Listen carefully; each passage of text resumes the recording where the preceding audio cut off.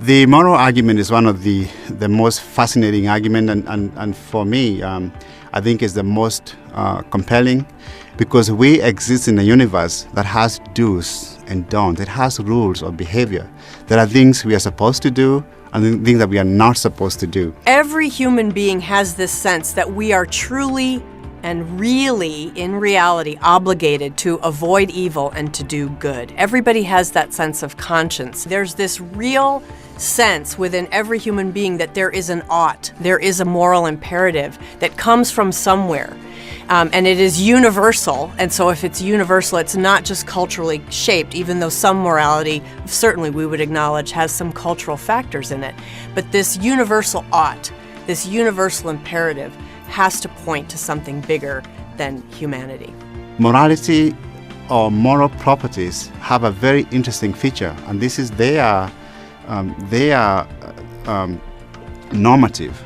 They tell us how we are supposed to behave, what we're supposed to do, and what we are not supposed to do. And if that is the case, if they are normative, if we have moral duties, not just moral values, things that we have to do, it really does cry out, in my view, for a moral lawgiver, if we do have moral duties. I can go back to my days before I was a Christian, and I lived a fairly wild life. Now, the idea that I didn't want God to exist was a very key issue in my life, because I didn't want something to impose upon me. But there was a sense at one level that laws as such were just the imposition of society. They were the imposition of parents or schools or authorities or the police. And only suckers believed that. And yet, when someone did something wrong to me, I was betrayed in a relationship very badly, and I was deeply angry. In fact, I wanted to go and beat the people up that were involved in this, because I wanted justice for the wrong that was done to me. So even in my non-believing state, that there was no God, there was no morality, there was a moral conscience badly orientated that I was following in some sense. Another society may disagree with those very laws. What we say goes for our society might not go for other societies, and a much more recent contemporary example is, of course, what we saw in the Holocaust. We saw the most educated nation at its time come to a point where it was systematically exterminating those who they thought were weak. Now, why? We have to ask the question why. If we jump straight to the idea that they were depraved monsters, we're missing out on key information here. The conclusion here was that if we are just meant to survive, if that's our whole purpose, then we ought to make ourselves as strong as a society as possible. So we're going to weed out the weak. It's our moral imperative to weed out the weak. There is no way we can conclude the Holocaust was wrong if we are cultural relativists, if we believe morals come from our own culture or society. But we know, as we showed in the Nuremberg trials, we know what they did was wrong, and we're willing to say that. And along the same lines, it also struck me that you passed over what I would consider to be the strongest evidence that there is no God, which is evil. If I would see a death camp, rather than think that that's a reason to believe in God, I would think that's a reason not to believe in God, and I'd appreciate your response. The question you've raised is germane to one of my own arguments in the beginning. If evil is real and not a construct in our own mind, and evil is truly something to be shunned and is morally deviant, then there is no way to sustain that without a moral being who's the creator of this universe. And let me give that in two illustrations for you. See, when a person says there's such a thing as evil, they assume there's such a thing as good. When they assume there's such a thing as good, they're assuming there's such a thing as a moral law on the basis of which to differentiate between good and evil.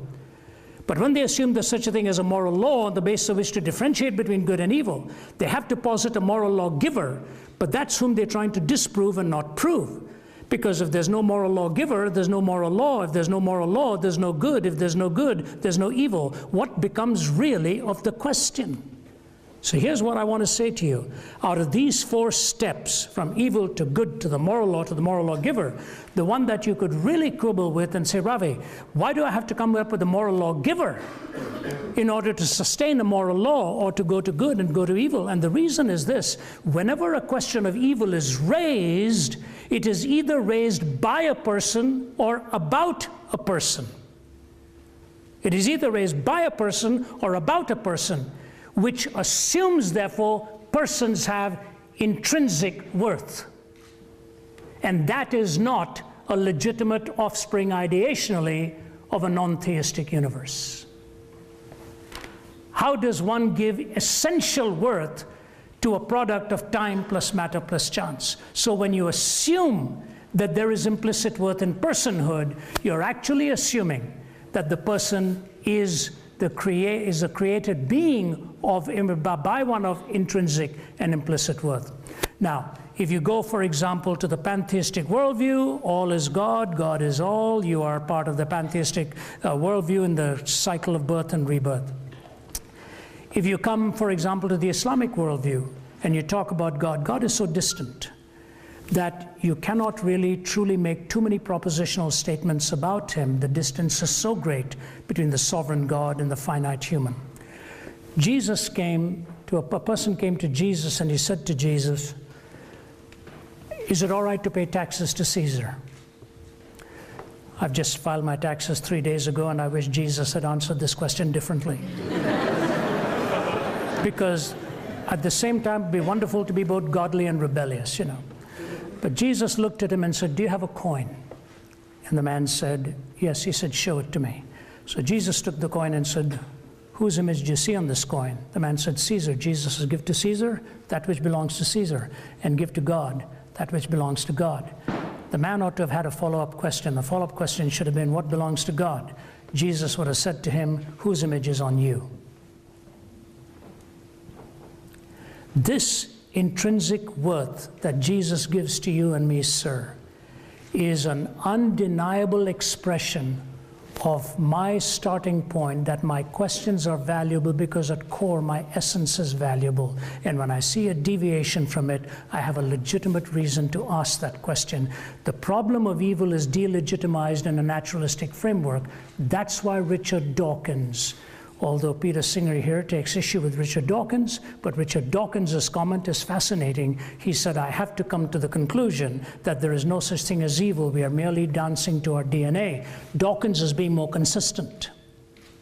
He says that if I assume the reality of evil, I have to posit a transcendent basis on which to measure it. So I can't afford to accept the reality of evil. So I say to you, the question of evil and moral reasoning points me to a transcendent moral lawgiver. And if I take the offer on the cross for forgiveness and grace, which is what we all desperately need, without which we won't make it, and the theory of Jesus' resurrection from the dead, the Christian worldview presents to me a coherence of intrinsic worth and the resultant way in which we live, loving God and loving our fellow human being. 613 laws were given to Moses. David reduced it to 15. Isaiah to 11. Micah to 3. When Jesus was asked which is the greatest law, he didn't reduce it to 1. He said to love the Lord your God with all your heart and all your soul and all your strength and all your mind, and to love your neighbor as yourself. He said on these two commandments hang all of the law and the prophets. Because of the first, the second follows. Without the first, the second doesn't follow at all. It's with its feet firmly planted in midair. So the existential ramifications of knowing God and the intrinsic worth of my neighbor and my own life gives me the defense of theism much more than atheism can defend these two very issues. So I will give you a more lengthy answer on this if you come tomorrow, but I think implicit in the not of atheism is the yes of theism, how it gives me meaning, gives me hope, gives me the recovery, and more than anything else, describes my intrinsic worth and what it means to be human. Say morality requires some higher objective to come from. God's the last thing it should come from. God should. Morality. Wait. You're using the word should. That's a moral term. Where'd you get that from? The English language. Okay, but what do you mean? You used it in a way that It was immoral if it came from God. How are you coming up with this standard that it should come from something other than God? Why? Because morality should not come from God, because in the Bible, God clearly endorses and condones slavery, murder, and rape. He does. And all I need to do to support that is quote Leviticus 25. However, you may purchase male or female slaves among the foreigners who live among you. Okay. I mean, why should morality come from God when he endorses slavery, murder, and rape clearly in the Bible? First of all, is there something wrong with slavery, murder, and rape? Yes, there is. Why? Because it sucks for the people that you're raping or enslaving or murdering. But it might be fun for the people who are doing it. Right? Right. In other words, again, you're importing a moral law to criticize what the Bible says. Let's leave the Bible out of it for a second. Suppose the Bible isn't true. Right? Okay. What you can say is, I think the Bible's wrong morally. But what you can't say is, the Bible's wrong morally, but I don't have a standard to call it immoral. You can say that the Bible's immoral only if you have a God that says the Bible's immoral, right? Yes. Okay? But you can't be an atheist and say the Bible's immoral. Because you have no standard of morality. Wait a sec. I'm an atheist. I can say the Bible's immoral. Yeah, but you can't justify it because you have no standard of morality by which to say something's immoral. Yes, I do. What is it? I have That's a what we've been standard of asking. morality. It's not okay to kill someone or rape someone or enslave someone. But that's just your opinion. Hitler says it is. So it's just subjective. It's your subjective opinion against Hitler's subjective opinion. Yes, opinions are subjective. So it's not an objective morality then. That's what you're saying.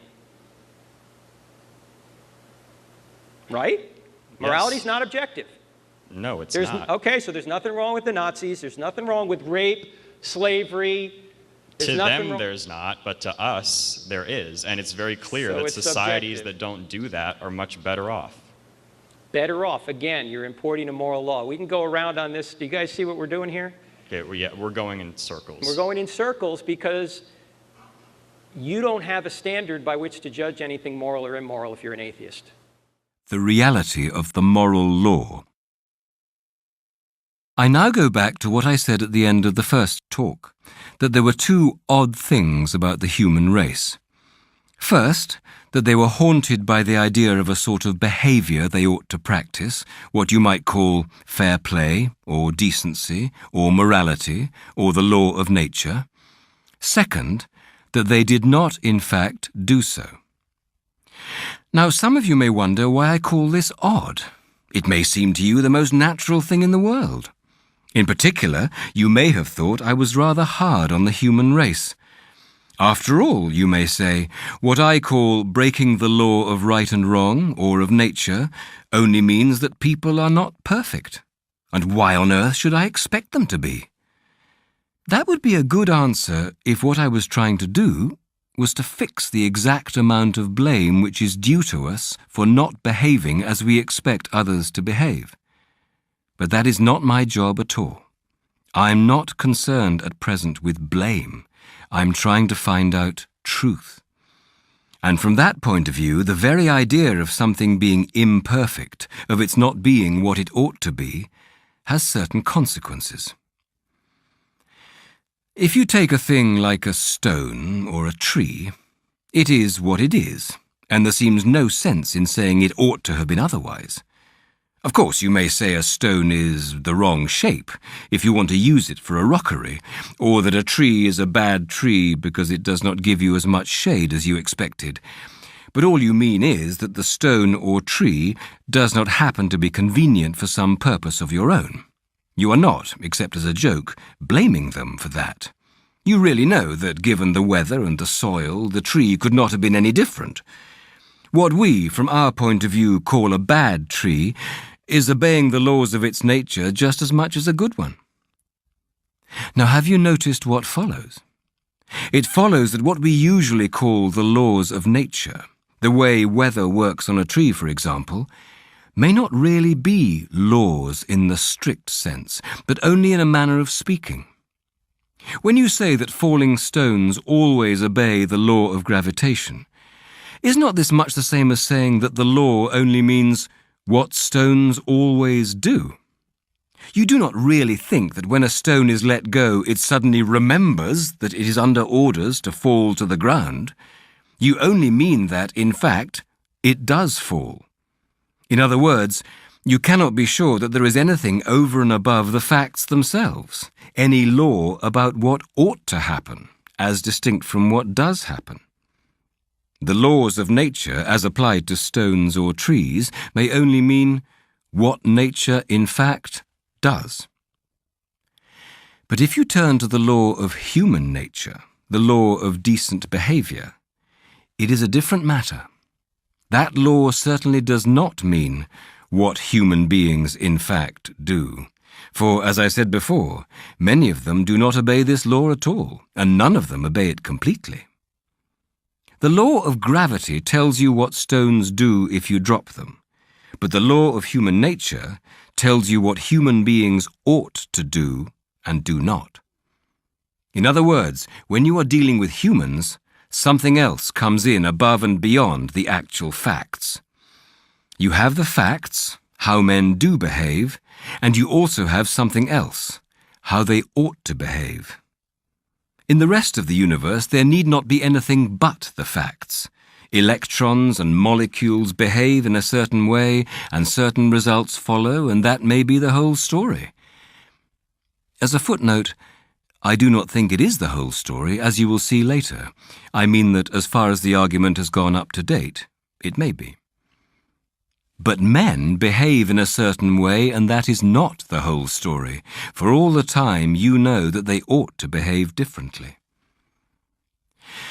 Now this is really so peculiar that one is tempted to try to explain it away. For instance, we might try to make out that when you say a man ought not to act as he does, you only mean the same as when you say that a stone is the wrong shape, namely that what he is doing happens to be inconvenient to you. But that is simply untrue. A man occupying the corner seat in the train because he got there first, and a man who slipped into it while my back was turned and removed my bag, are both equally inconvenient, but I blame the second man, and do not blame the first. I am not angry, except perhaps for a moment before I come to my senses, with a man who trips me up by accident. I am angry with a man who tries to trip me up, even if he does not succeed. Yet the first has hurt me, and the second has not. Sometimes the behavior which I call bad is not inconvenient to me at all, but the very opposite. In war, each side may find a traitor on the other side very useful, but though they use him and pay him, they regard him as human vermin. So you cannot say that what we call decent behavior in others is simply the behavior that happens to be useful to us. And as for decent behavior in ourselves, I suppose it is pretty obvious that it does not mean the behavior that pays. It means things like being content with 30 shillings when you might have got £3, doing schoolwork honestly when it would be easy to cheat, leaving a girl alone when you would like to make love to her, staying in dangerous places when you could go somewhere safer, keeping promises you would rather not keep, and telling the truth, even when it makes you look a fool. Some people say that though decent conduct does not mean what pays each particular person at a particular moment, still it means what pays the human race as a whole, and that consequently there is no mystery about it. Human beings, after all, have some sense. They see that you cannot have any real safety or happiness except in a society where everyone plays fair, and it is because they see this that they try to behave decently. Now, of course, it is perfectly true that safety and happiness can only come from individuals, classes, and nations being honest and fair and kind to each other. It is one of the most important truths in the world. But as an explanation of why we feel as we do about right and wrong, it just misses the point. If we ask, "Why ought I to be unselfish?" and you reply, "Because it is good for society," we may then ask, "Why should I care what's good for society except when it happens to pay me personally?" And then you will have to say, "Because you ought to be unselfish." which simply brings us back to where we started. You are saying what is true, but you are not getting any further. If a man asked what was the point of playing football, it would not be much good saying, in order to score goals, for trying to score goals is the game itself, not the reason for the game. And you would really only be saying that football was football, which is true, but not worth saying. In the same way, if a man asks, what is the point of behaving decently, it is no good replying, in order to benefit society. For trying to benefit society, in other words, being unselfish, for society after all only means other people, is one of the things decent behavior consists in. All you are really saying is that decent behavior is decent behavior. You would have said just as much if you had stopped at the statement, men ought to be unselfish. And that is where I do stop. Men ought to be unselfish, ought to be fair. Not that men are unselfish, nor that they like being unselfish, but that they ought to be. The moral law, or law of human nature, is not simply a fact about human behavior in the same way as the law of gravitation is, or may be, simply a fact about how heavy objects behave. On the other hand, it is not a mere fancy, for we cannot get rid of the idea, and most of the things we say and think about men would be reduced to nonsense if we did. And it is not simply a statement about how we should like men to behave for our own convenience, for the behavior we call bad or unfair is not exactly the same as the behavior we find inconvenient, and may even be the opposite. Consequently, this rule of right and wrong, or law of human nature, or whatever you call it, must, somehow or other, be a real thing. A thing that is really there, not made up by ourselves. And yet it is not a fact in the ordinary sense, in the same way as our actual behavior is a fact. It begins to look as if we shall have to admit that there is more than one kind of reality, that in this particular case there is something above and beyond the ordinary facts of men's behavior, and yet quite definitely real. A real law, which none of us made, but which we find pressing on us. What lies behind the moral law? Let us sum up what we have reached so far. In the case of stones and trees and things of that sort, what we call the laws of nature may not be anything except a way of speaking. When you say that nature is governed by certain laws, this may only mean that nature does, in fact, behave in a certain way. The so-called laws may not be anything real, anything above and beyond the actual facts which we observe. But in the case of man, we saw that this will not do. The law of human nature, or of right and wrong, must be something above and beyond the actual facts of human behavior. In this case, besides the actual facts, you have something else, a real law which we did not invent, and which we know we ought to obey. I now want to consider what this tells us about the universe we live in. Ever since men were able to think, they have been wondering what this universe really is and how it came to be there. And very roughly, two views have been held. First, there is what is called the materialist view. People who take that view think that matter and space just happen to exist, and always have existed, nobody knows why, and that the matter, behaving in certain fixed ways, has just happened, by a sort of fluke, to produce creatures like ourselves who are able to think. By one chance in 1,000, something hit our sun and made it produce the planets. And by another 1,000th chance, the chemicals necessary for life and the right temperature occurred on one of these planets, and so some of the matter on this earth came alive. And then, by a very long series of chances, the living creatures developed into things like us. The other view is the religious view. According to it, What is behind the universe is more like a mind than it is like anything else we know.